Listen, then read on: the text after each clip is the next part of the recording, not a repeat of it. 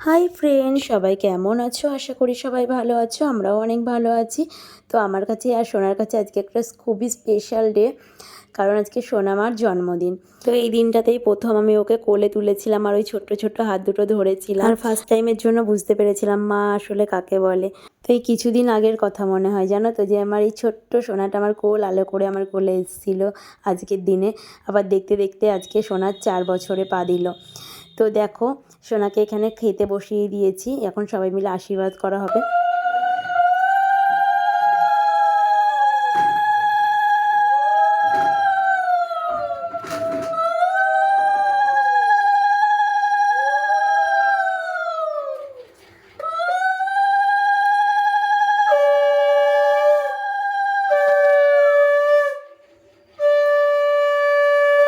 সবাই সোনামাকে একটু আশীর্বাদ করো, যেন ভালো থাকে, সুস্থ থাকে, জীবনে অনেক বড় হতে পারে, একটা ভালো মনের মানুষ হতে পারে।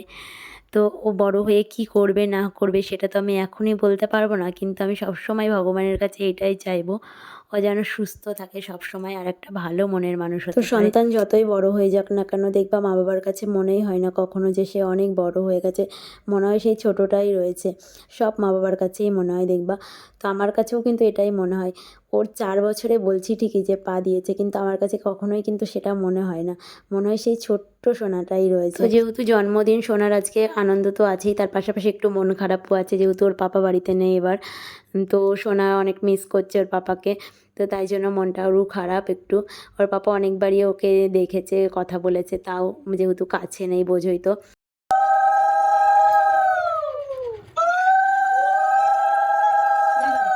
তো আমরা নিজেরা একটু ঘরোয়া ছোটোখাটো আয়োজন করেছি এবার, আর সেরকম বড় কিছু করিনি, বললাম ওর পাপা নেই যেহেতু। তো আমার আশীর্বাদ করার পরে মা এই যে আশীর্বাদ করছে এখন সোনাকে, এটা আমার মা হয়।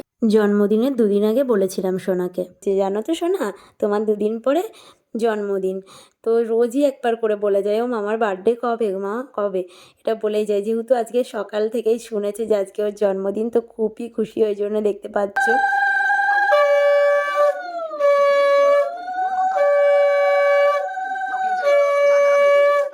এখন যে আশীর্বাদ করছে সোনাকে, এটা দেখছো, এটা আমার বোন হয়। তো বোনও সোনাকে আশীর্বাদ করছে, তারপরে একটু পায়েস খাইয়ে দিল। আর এখানে আজকে যেগুলো মেনুগুলো দেখছো সব কিছুই সোনার পছন্দের, কিন্তু সোনা বলেছে কি কি খাবে সেগুলোই করা হয়েছে।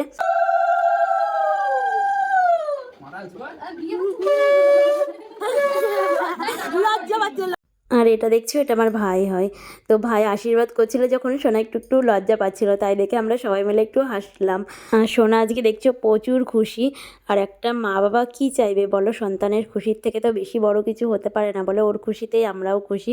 প্রত্যেকটা মা বাবাই নিজের সাধ্য মতো চেষ্টা করে যাতে সন্তানকে খুশি রাখতে পারে সব সময়। তো দেখো, তারপরে আমাদের সবার আশীর্বাদ করা শেষ হয়ে গেছে, এখন আমি খাইয়ে দিচ্ছি সোনাকে, কারণ সোনা এখনও ভালো করে নিজের হাতে খাওয়া শেখেনি, একটুখানি খাবার খেয়েই উঠে পড়ে, বলে খাওয়া হয়ে গেছে মাম্মাম। এখন সন্ধেবেলায় দেখো সোনা রেডি করিয়েছি, সোনাকে কেমন লাগছে জানাবে। সোনা এখন কেক কাটবে, আর পাশে দেখছো এটা ওর বন্ধু, স্কুলে একসাথে পড়ে, স্কুল ফ্রেন্ড। তো আর ওর মাও যেন তো আমার ফ্রেন্ড হয়, কারণ ওর মার সাথেও আমি পড়াশোনা করতাম একসাথে, তো আমাদের কাছাকাছিই বাড়ি। তো তাই জন্য ওদেরকে আমি বলেছিলাম সোনার বার্থডেতে আসার কথা, তো এসছে, খুব ভালো লাগছে। দেখো সোনা খুব খুশি হয়েছে ওর বন্ধুকে পেয়ে। সোনার আরও অনেকগুলোই ফ্রেন্ড আছে, কিন্তু এবার আর সবাইকে বলা হয়নি। তো তারপরে বসে পড়েছে কেক কাটার জন্য এখানটাই, আর ও ভাবছে কখন কাটবে কেকটা, দেখছো তো, মানে সহ্য হচ্ছে না ওর আর।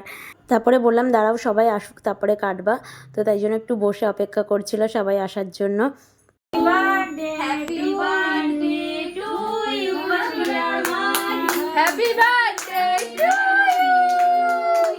বাবু হাততালি দে, হাততালি দে।